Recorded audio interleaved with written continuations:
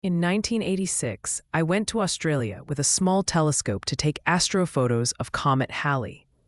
It only comes around every 76 years. I went with a tour group, but was the only amateur astronomer. It was in the outback in the middle of Australia. There was a luxurious hotel there, marble floors and all the amenities. This was a surprise. It was a tourist destination for Ayers Rock, which is nearby.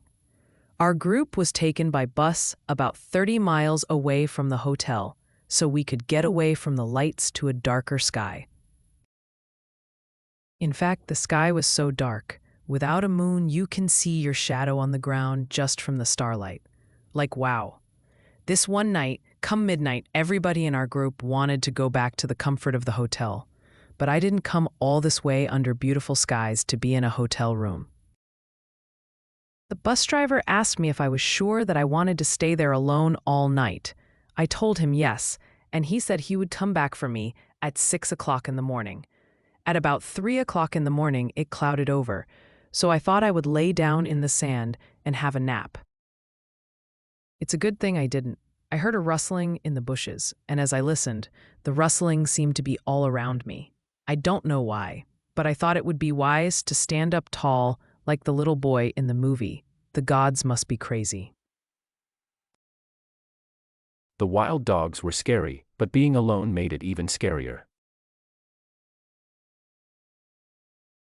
To appear as big and tall as you can. Sure enough, when the driver picked me up at 6 o'clock in the morning, I told him about this, and he said they must have been dingoes, which is a pack of wild dogs. Nice to know.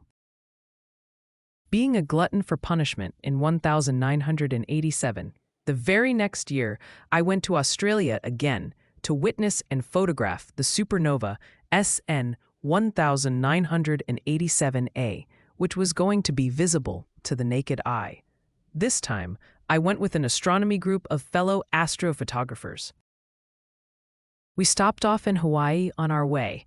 We stayed at the Royal Hawaiian Hotel in Honolulu and saw all the sights and climbed the famous Diamond Head Mountain overlooking the beach at Waikiki. It's a tough life. We spent some time in Sydney as tourists, a very nice trip, and no wild dogs. One of my magic moments in astronomy was when I got a call from Terry Dickinson, the author of the book that I first read about astronomy and became interested in the hobby.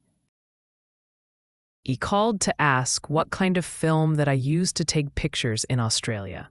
It was one of those moments where the student becomes the teacher. That was special. The peak years of doing this hobby was from 1984 to 1999.